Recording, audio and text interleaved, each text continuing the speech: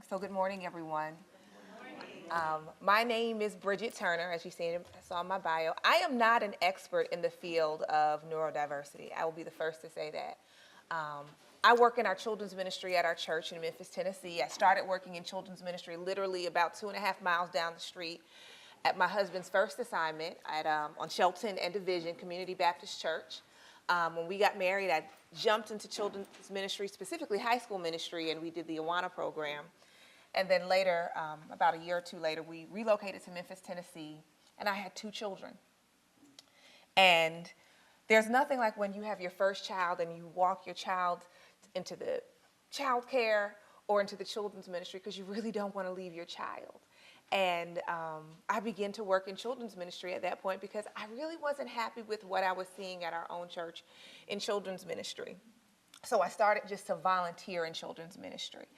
And then COVID hit, and our church went virtual the second Sunday in March of 2020. Completely virtual. We are one church, 2 locations, 3 worship experiences. And what I saw was we were doing a virtual worship service every Sunday. I mean, a whole production, but there was nothing for the children. I didn't like that. So again, in COVID, I told my husband, I'm going to do something for children in our church. So we began to have virtual worship services for children right after our adult worship service, because of course you have parents who are joining in via their computer or on YouTube, and you didn't want the two conflicting. So I did that for about a year and a half because we shut down our church in-person worship services for almost 2 years. And then when we went back into the worship space, we have a whole children's ministry team. Our children's ministry director said that she wanted to be the children's ministry director, but she had some other things that she needed to do, so I took over the children's ministry.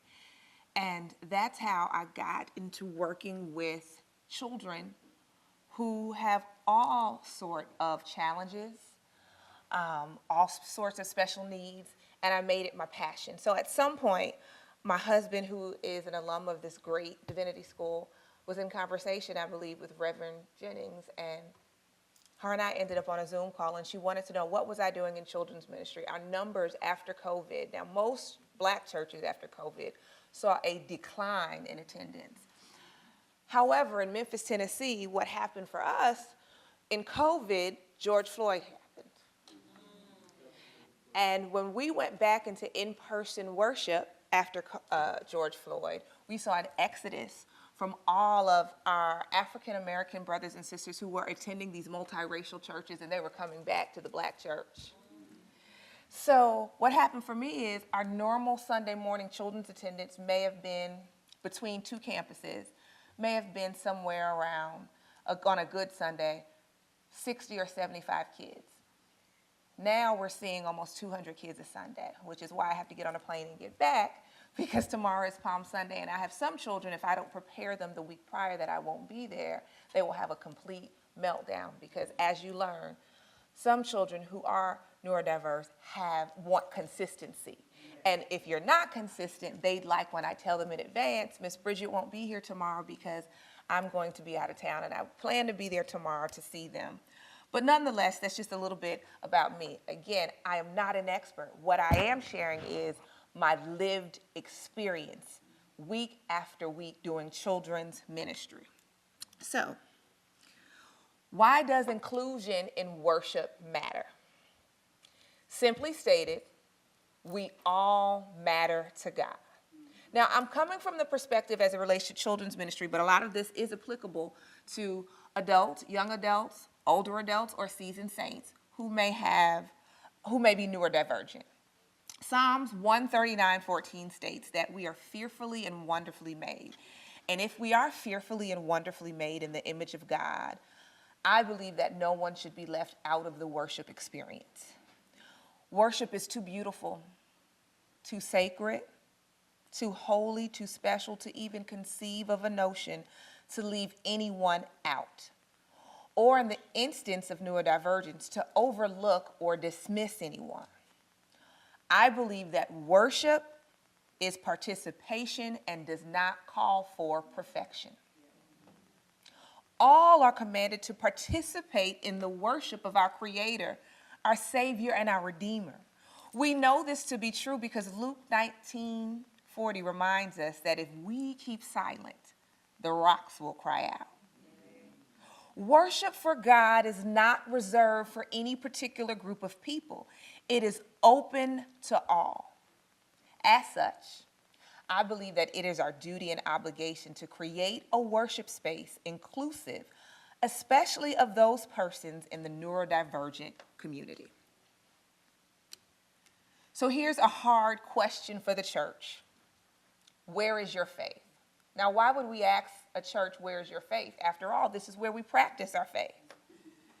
Too often, we seek to accommodate and please those in the pews in an effort to make them comfortable. And I speak from the perspective as a pastor's daughter and a pastor's wife. We know who they are, those whose influence is often tied to their financial contributions. Their input, perspectives, and feedback frequently shape how worship looks and even where funding is directed in the church. Yet at times, these same individuals may be unexposed, uninformed, or even dismissive towards anything or anyone outside of their comfort zone. As a result, anything perceived as a disruption or inconvenience is quickly addressed through hard stares, eye rolls, or being politely asked to move to the back, to the lobby, or the stale fellowship hall. In those moments, a family, a parent, or an individual is robbed of the opportunity to worship freely. They are made to feel unwelcome, perhaps embarrassed and even excluded. And those feelings may even turn into anger and resentment towards the church. And this is especially true for neurodivergent families. Families navigating autism, ADHD, sensory sensitivities, and other differences. What some may label as a disruption is often simply a child expressing themselves in a way that is natural to how God created them. And if we are not careful, our lack of understanding can cause harm where God intended healing. When this happens, the church no longer reflects the heart and character of God. Instead, it begins to resemble a country club rather than a place of grace and belonging. So, where is our faith? Do we only have a faith for what is comfortable, predictable, or controlled? Or do we have the kind of faith that stretches us to embrace what is different, unfamiliar, and sometimes inconvenient? We must have faith to embrace neurodivergent families fully, not tolerate them, not to only just tolerate them, but to truly welcome them. Faith says, there's room for you here. We need faith that makes space, extends patience, and leads with compassion. Faith that reflects Jesus, the one who welcomed us all, even when others did not understand. Therefore, we must influence our brothers and sisters in Christ to see, feel, and respond through the lens of love and open-mindedness. Because if we do not, we risk losing souls to Christ and missing the opportunity to build ambassadors for the kingdom. We must have faith and courage to challenge our churches and our leadership to move beyond tradition and embrace true inclusiveness. We say proudly that Christ welcomes us all at the table, but have we really made room for everyone? Making room means shifting our perspective. Instead of expecting persons to conform to our systems, we should ask how our systems can better reflect the inclusive heart of Jesus Christ. Jesus did not wait for people to fit into expected norms before welcoming them. Did he wait for Rahab? Did he wait for Saul? No. Did he wait for Zacchaeus? No. He met them where they were with love and dignity. And as his body, we are called to do the same. And in doing so, we reflect the true nature of Jesus, the one who died for us all and is coming back again one day. About 2 years ago, I was sitting in church, as I do every Sunday. And every Sunday, I used to. Now I'm full-time on staff, so I'm normally in the back with the kids where it's way more fun. But at this time, every Sunday, I sat on the front row next to my husband. And a young lady, well, she's really not that young. I keep forgetting that I'm no longer young. I'm a middle-aged adult, and she's about the same age as me. Her name is Renee. Renee came to church every Sunday and sat right behind me. Renee grew up in our church at Mississippi Boulevard Christian Church, and at some point something happened before my husband and I got there, and she left for a period of time. But she returned once my husband took over the pastor, and she said, I just absolutely love you and your husband, Jason. I'm back. I know I left, but I'm back, and I want my daughter to be raised in the church. And Renee would come in every Sunday. She would speak to people and assume her seat right behind my husband and I, and she did something that really didn't bother me, and nor did I ever ask why she was doing it. Renee knitted all throughout service. It wasn't a distraction to me. She participated in every aspect of worship. She sang, she prayed, she stood up, she sat down. She even gave my husband some amens as he preached. She was always looking forward, but her hands kept moving. It never bothered me or my husband. One Sunday after church, Renee said, Bridgett, I'm going to be traveling for a couple of weeks, and I have to leave my daughter at home with my husband. Do you mind if your husband prays with me today? And I said, well, no problem. After the benediction, we do the normal meet and greet where we talk to members. I said, if you can just wait till after we do our meet and greets. She sat there and she knitted without a problem. At some point in meeting and greeting, I was still talking to some friends of mine, and my husband had sort of ventured back off into his office, and she reminded me as she was knitting, hey, you said Pastor was going to pray with me. And I said, oh, I forgot, Renee. So I looked over to one of my assistants and I said, hey, do you mind getting Pastor so that he can pray? My assistant looked at me and she said, no, he's done greeting. And the New York was getting ready to rise up in me because I was born and raised in New York. I said, no, I need you to go get Pastor. And she said, he's done greeting for the day. And I didn't have my phone on me. My assistant actually had my phone. I said, give me my phone. I said, he's my husband. When I call him, he will come. So my husband eventually came out. And when he came out, I saw the tears begin to welt up in Renee's face. And she said, it's okay. You don't have to pray. It's okay. I said, no, he's going to pray.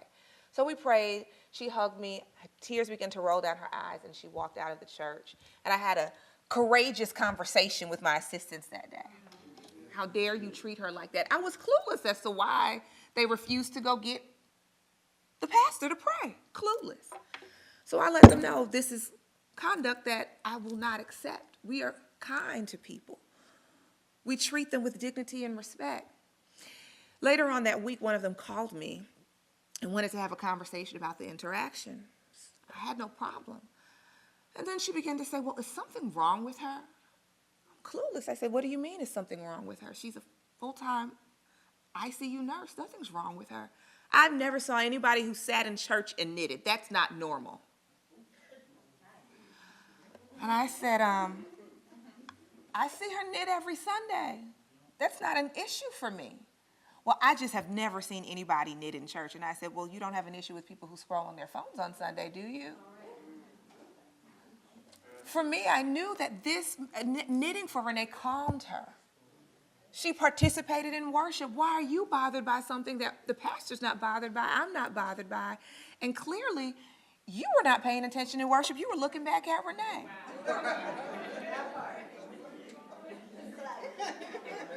Renee has not returned to church since then.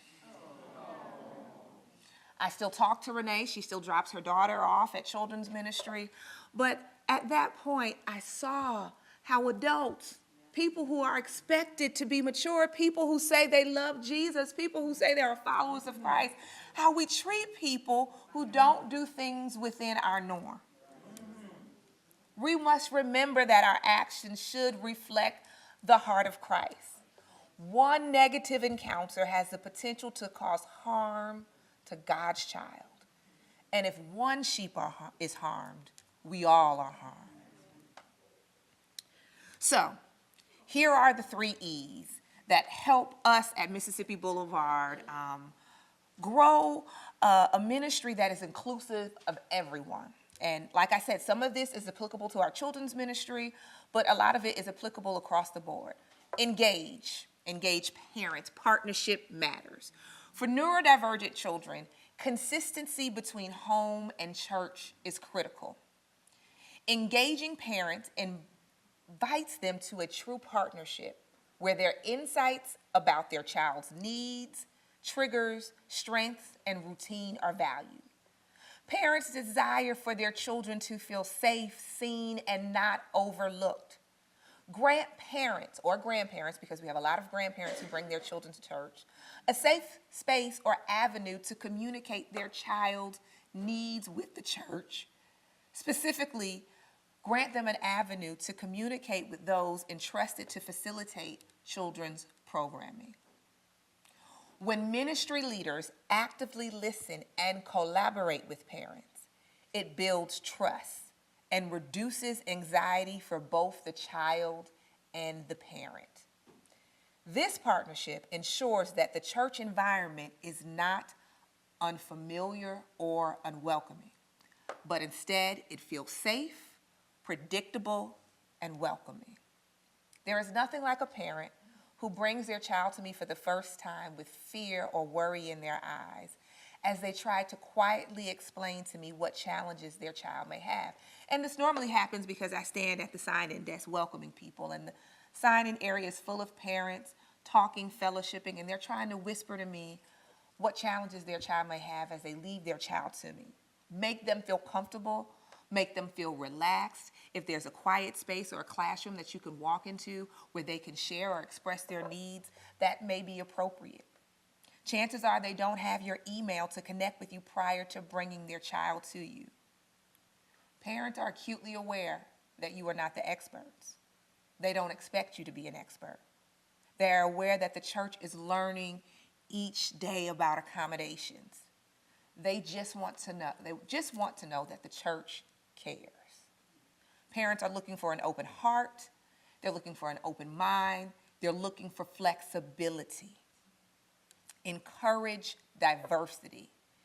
Every child belongs. Everyone belongs. Neurodiversity is a part of God's creative design.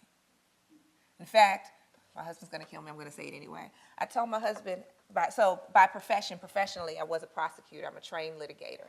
Told my husband, one could make an argument, Reverend Jennings, please don't kill me. I did not go to Divinity school, but one could make an argument that Jesus was neurodivergent. He was often withdrawn. He flipped tables.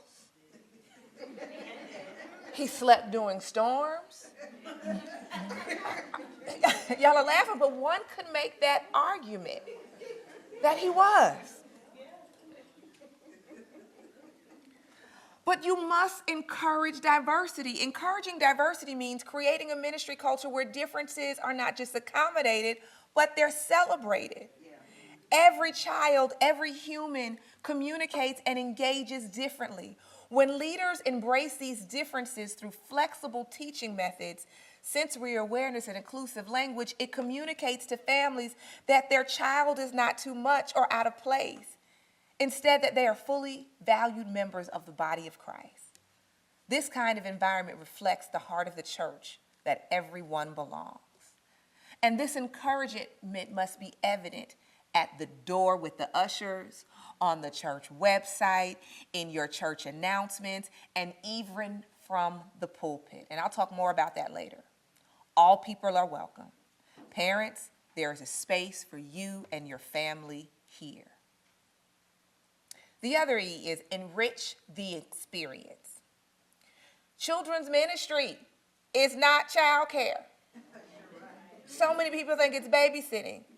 It is discipleship. And I tell parents when they bring me their child, I am not here to babysit your child. I'm here to share Jesus with your child.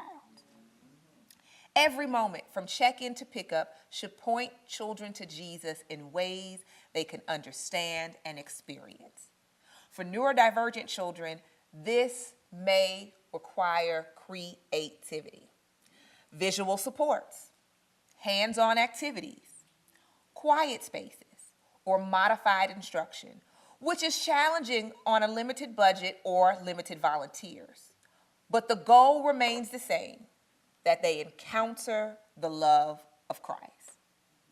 An enriched environment ensures that no child is merely managed, but that every child is spiritually poured into and given the opportunity to grow in faith. In summary, when you engage parents, you build trust and relationship with parent and child, but moreover, community within the church environment. When you encourage diversity, you create belonging, as Jesus commands us to do in Romans 15:7. Accept one another, then just as Christ Jesus accepted you, in order to bring praise to God. When you enrich the experience, you fulfill the mission of Jesus Christ. So how do you do this? Here are some practical and affordable ways, just ideas to create inclusive spaces for neurodivergent families. Now let's be honest. Most churches are operating with limited budget, small staffs, and growing demands. There is constant pressure to update facilities, modernize technology, and enhance the worship experience with better sound and visuals. We all know every church wants the best sound system and fantastic screens with the best software, and all of that is great. And while those things have value, accommodations for individuals with unique needs, especially neurodivergent children, are often treated as an afterthought. You know, churches and black churches, they will repave a parking lot, recarpet floors, and update restrooms for accessibility. Yet, children's ministry budgets are often limited to basic supplies: crayons, coloring sheets, vacation Bible school supplies, and the annual Easter egg hunt. And if we are not intentional, inclusion becomes something we talk about rather than something we practice. I recently had a conversation with a seasoned pastor who assumed that the growth of our children's ministry was the result of a large budget. He said, "You all are the boulevard. You have the money." The truth is we don't. The shift in our children's ministry came from intentionality and not resources. I've told you already, I'm not a clinical expert in neurodivergence. My understanding comes from real, lived experience. Before joining staff, I served as a volunteer and began to notice patterns. Some children struggle to sit through traditional lessons in children's church. Some parents chose to keep their children with them in worship rather than to check them in at our children's ministry out of fear that their child would not be understood or perhaps bullied. Other parents made the difficult decision for one parent to stay at home with the child while the other parent attended worship, and they would alternate weeks of attending worship so that their child may not be seen as a disruption. And that challenged me as a mom and as a pastor's wife. And that reality should challenge all of us. So I asked a simple question. What would it look like to create a space where these children feel safe, seen, and welcome, and parents felt comfortable entrusting their babies to me? And when I say babies, I'm over everybody at our church from infant all the way up to 18 years old. However, I will be honest, we've had to remove our infant room because our children's ministry has exploded. So I really take kids now at about 2 years old out of safety. And we're working to build some more money within the budget to build a nursery at one of our campuses. But the answer to my question of what would it look like to create a children's space where everyone was welcome did not require a large budget. It only required creativity. So what did I do? I went out and I purchased inexpensive kiddie pools. I filled them up with colorful plastic balls to create a sensory space. And aha, McDonald's had it right when I was growing up. I created a ball pit. We then left classroom doors open. I told teachers, don't close classroom doors, leave the doors open. And as children walked in and saw the ball pit, they began to run into that space and jump in. Balls went everywhere. I then ordered a $27 Alexa and placed one in each classroom and played soft instrumental gospel music to create a calming environment. In 3 weeks, I had 6, 7, and 8-year-olds taking a mad dash to the ball pit while shouting to Alexa what they wanted to hear. These were small, low-cost changes, but the impact was immeasurable. What we created was more than a sensory space. We created community. Children of all abilities in our children's ministry begin to interact, play, and worship together. And that is the picture of the kingdom. That is what inclusion looks like. And if we teach our children now about inclusion, it won't be an issue for the future church because it becomes the standard for them. So key principles for building an inclusive ministry. Be intentional with your space. Create a consistent designated area for children each Sunday. Now, for me, I personally don't believe that children belong in adult church. They don't get up and go to work with their parents every day. I believe we need a designated space for churches, and I've been to churches that do it a variety of ways. I went to a church this past fall where I walked in with my children. My husband was preaching there, and they had no children's church, and they just handed my kids a piece of paper and crayons. And my kids were like, what is this? Where do you expect the kids to even color on a hard surface? The pews are generally soft. Be consistent about where your children's area is. It can be a classroom, an office, a fellowship hall, or a designated section of your lobby. But make it clear that this space is for children, and all children belong here. Prioritize consistency. If worship happens every Sunday, children's ministry should also be consistent. Predictability creates comfort. Sometimes we become so consumed about what happens in the main sanctuary that the children's ministry is ignored and considered extracurricular. The truth is that a non-existent or dwindling children's ministry is a forewarning that the church is threatening to become dissolved. Build and support your volunteer team. I call it building your army. Start small. Even 4 to 8 committed volunteers serving once a month can make a difference. You never want to overwhelm or overwork your volunteers. Assign each volunteer, I ask them, give me 1 Sunday a month. That's all I'm asking you for. 1 Sunday a month. But I am going to put you in the group me that if somebody cancels, I may call you for 2 Sundays a month. But your commitment is really 1 Sunday a month. Prepare them well by providing lessons in advance and creating an environment where they can focus on serving, not scrambling to put a lesson together. Meaning that when they walk in, everything should be set up for your volunteers. So all they have to do is to serve with energy and enthusiasm. Absent your mandatory training for abuse reporting, CPR, and evacuation procedures, make your volunteer meetings virtual because the truth is we are all busy. I don't want to come to church for another meeting. If we can do the meeting virtual, let's do it virtual. Make inclusion practical. Inclusion does not have to be expensive. Consider fidget tools and sensory items, but I will tell you this, I work in children's ministry every week. If you buy a fidget tool, make sure that tool cannot fit into that child's mouth. Or if you think, well, this child is old enough to have a fidget tool, that child may put that fidget tool in a pocket, and that younger sibling may put that fidget tool in their mouth. So just be cautious on what tools you do purchase because I've seen a lot of scenarios.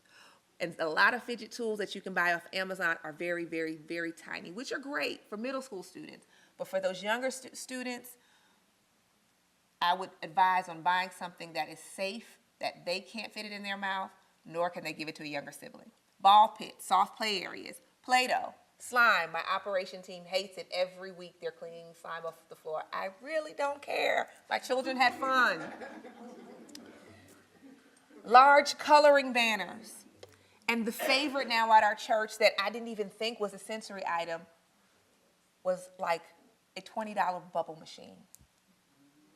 Kids who don't want to go into children's ministry and they're grabbing onto their parent, boop, turn on the bubble machine, bubbles start coming out. Kids just go into a different world. Bye, Mom. Bye, Dad. See you later. It works. Every child is different. And inclusion means offering different options. Extend inclusion into the worship experience. I think Jordan mentioned it earlier, and he did such a great job. Thank you, Jordan, for your presentation early this morning. I learned a lot from you this morning. If a child needs headphones because of a sound sensitivity, allow it. Now, every fourth Sunday, our children lead in worship. All the way up into the preaching moment, it is children-led. And our children sing every fourth Sunday. And Andrew would get up there every fourth Sunday, and he would sing the song. He knew the song, but he would cover his ears and start moving about. So before we got to our second selection, his mom walked up to me and she said, "Can he put his headphones on?" And I said, "Absolutely." I put Andrew's headphones on. He sung beautifully. He wasn't moving around. He was so happy. That next fourth Sunday, I had about 5 to 6 parents walk up to me with headphones labeled with their child's name on it, and they asked, "Can we leave these at the church for you in a classroom?" No problem. One child's accommodation opens the doors for many. And they saw Andrew's mom walk to the pulpit and hand me those headphones. And it just opened up the opportunity for them to say, "My child needs that too."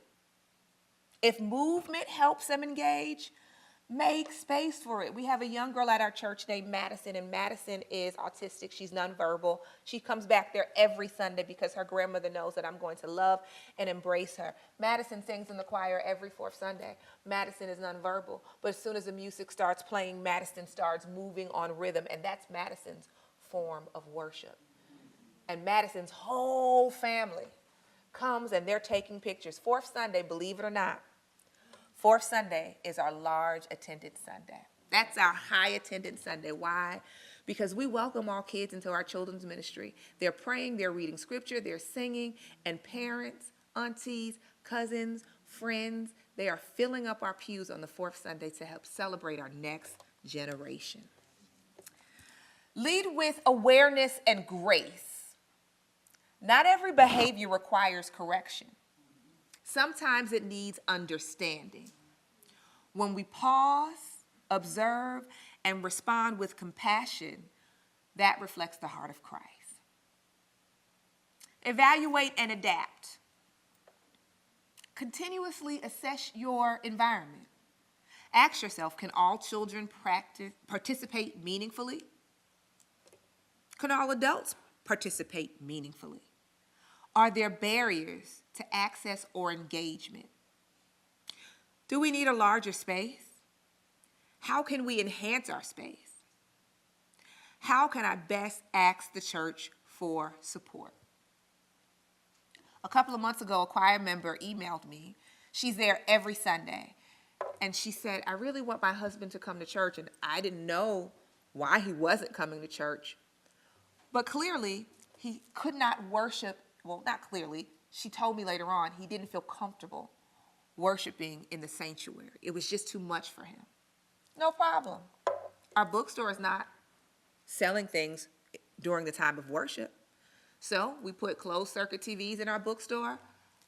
We did put a Keurig machine out there, but it got expensive, so we just put a coffee pot out there now. And that's where some of our adults who are neurodivergent worship. And sometimes they don't want to worship in the bookstore because sometimes it may get a little bit crowded in there, and crowded for them may be 10 people. We also put closed circuit TVs in our hallways and in our lobby for people who just want to stand in the lobby and sit on the bench and watch worship.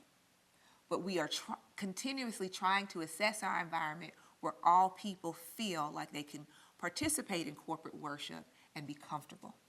Be willing to adjust, pivot, and try something new so that the kingdom can be expanded. Embrace the journey. Not every Sunday will be perfect, and that is okay. Last Sunday before our 9 a.m. worship experience, literally it was 8:58. We're getting ready to do the call to worship. It was fourth Sunday. I had my teenager in place. The lights go out. We paid our light bill. The grid down the street went out. We had to immediately pivot. There were 503 people sitting in the sanctuary, and not a person moved in the dark. We had no flashlights. We had cell phone lights. And we worshiped for an hour and 10 minutes in the dark. And it was perhaps one of the most beautiful worship experiences that I had ever been a part of. But we pivoted in the moment. The children sang, the children prayed, and then they sat in worship in the dark as Pastor preached. Understand that when you don't have a perfect Sunday, it is okay. Success is not measured by perfection. It's measured by presence. I ask myself every Sunday, did the children feel welcome? Did they engage? There are some Sundays when a lesson is not completely taught. Other Sundays where we abandon the lesson and choose to do something that works for the entire class, like jump in the bounce house and sing Father Abraham had many sons. But what I've come to realize is no Sunday is a failure. It's just another opportunity to give God praise. And at the end of each Sunday, when I shut the lights off to all of my classrooms, the room is now disorganized. There's Play-Doh and slime and balls everywhere. And I tell myself I will come back on Monday morning and get this mess cleaned up. The only question I ask myself is, was Jesus glorified today?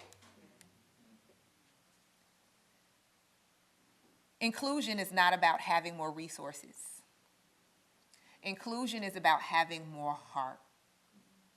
And when we create space for neurodivergent children and their families, we are not lowering the standard of worship. We are elevating it to reflect the true nature of Jesus, the one who welcomed us all and made room for us all. At the end of the day, the goal is not to fill seats. It's to make every person, every child, and every family know there is place for you here, filled with the love of Jesus.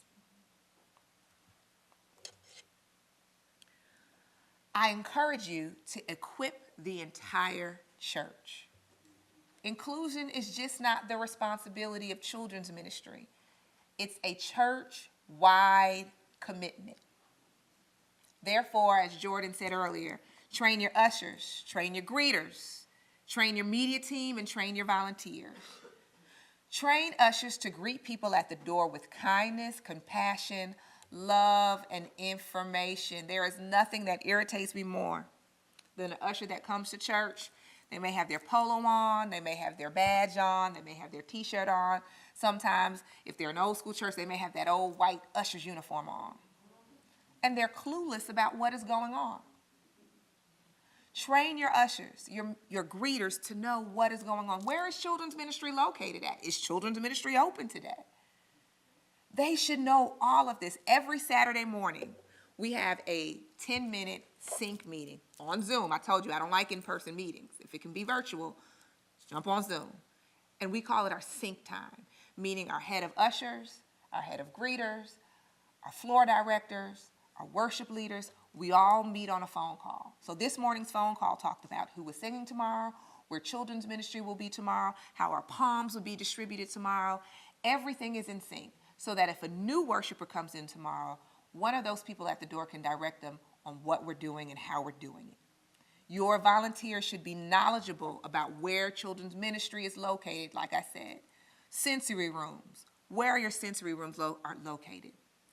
Places where mothers can pump, and even spaces where adults can worship if they feel stimulated. In addition, I encourage you, if you can, because I know sometimes printing can get a little bit pricey, have clear and inviting signage. Talk to your media team. Be mindful of sensory triggers like lighting and sound. If children are leading in worship on a particular Sunday, make sure conversations are had about softer lights. Ask that the house sound system is lowered and that the drummer reduce his sound on the drums. Train your volunteers to ask questions instead of making assumptions. Steer away from conversations like, your child misbehaved today, or you need to talk to your child, or is something wrong with him? At the first touch point, ask simple questions like, how can we best support your child? How can we best support you? What would make your experience more comfortable? These questions communicate care and support. And ask that your pastor participate. After all, he or she is the chief spokesperson for the church. Ask that they celebrate inclusion from the pulpit. Advocate for activities that celebrate inclusion. This includes celebrating, highlighting, and providing information on things like Autism Awareness Month, Neurodiversity Celebration Month, Deaf Awareness Month. Provide pamphlets with information. Include videos in your church announcements. That's if your church announcements are streamed on videos. And promote awareness and information on your church and social media pages. Publicly celebrate moments when neurodivergent children participate in worship. And you can do this without singling anyone out. At the Boulevard, when our children finish singing or praying or praise dancing, our pastor high fives each and every child as they're coming out of the pulpit, telling them what an amazing job they did. Partner with organizations that can help support an inclusive environment. Those organizations are looking to partner with churches, and those organizations will then send worshipers to your place of worship when people are asking, where should I worship? Oh, there's this great church called Mount Nebo down the street. We partner with them. That's a great way to help build your ministry.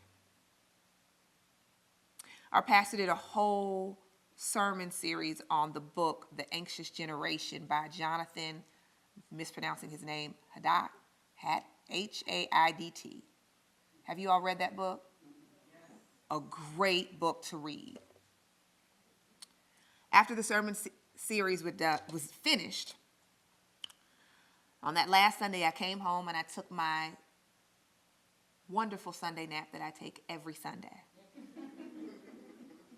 The women's ministry had already planned the book for their next book club so that mothers can begin having a meaningful conversation about what is going on with anxiety in their children.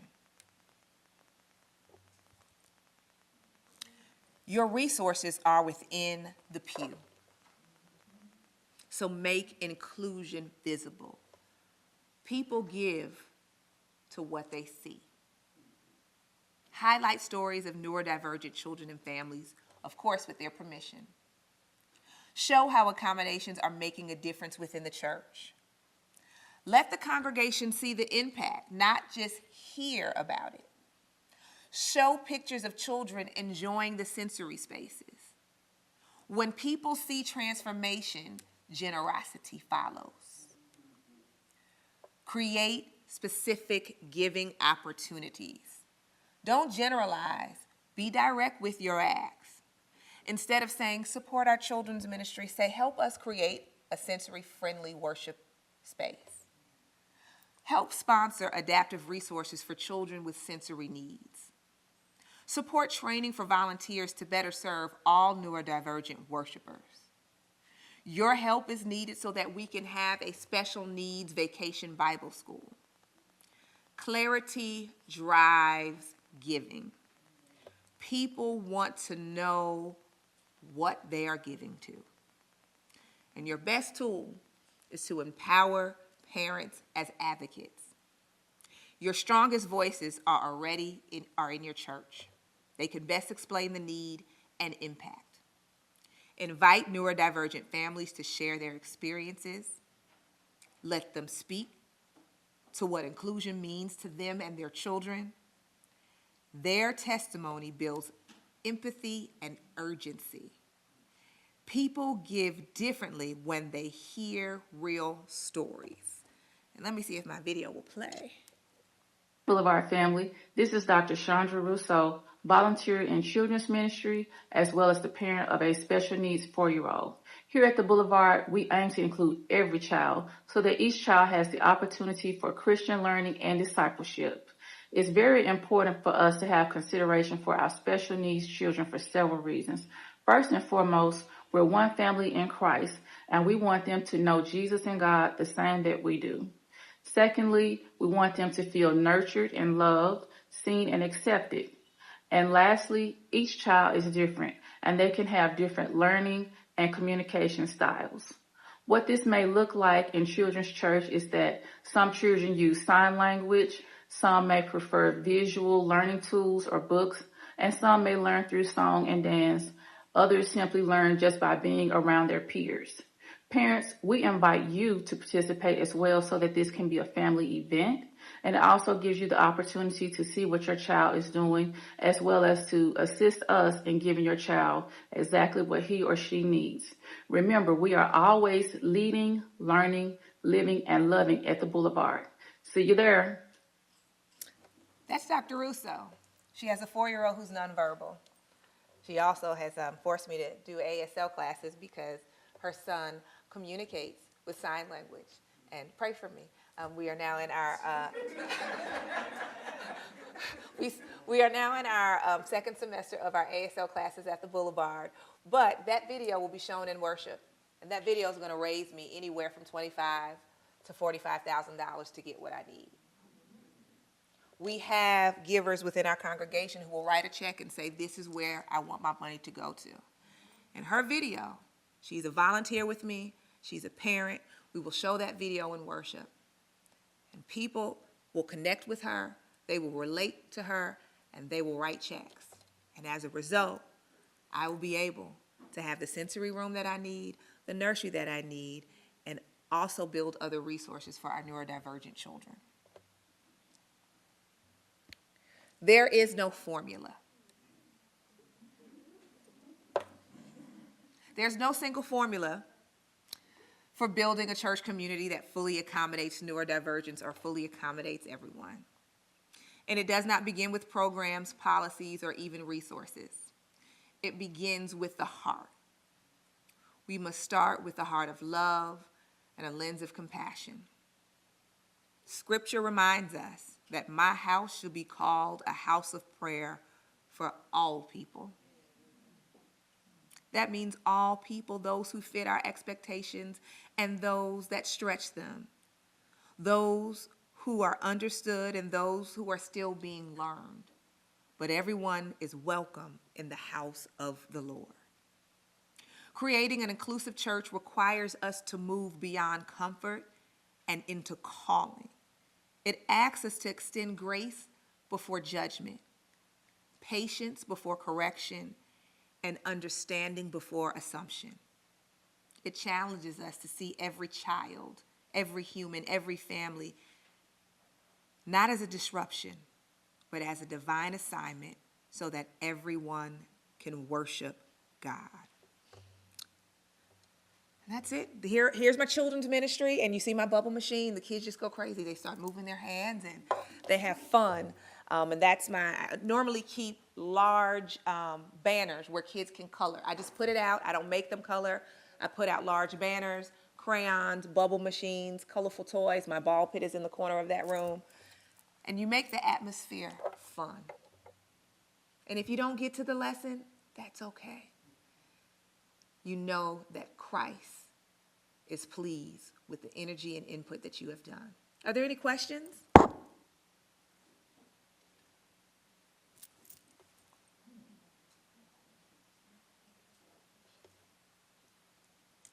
Check. Okay. Thank you for your presentation. My question is, based on your experience, how important is it for church communities, faith organizations to pursue, for example, the autism-friendly designation or certification?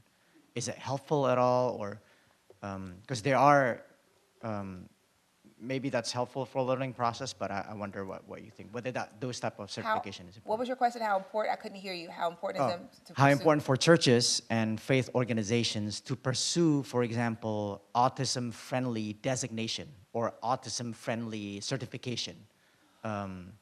Well, our church has not.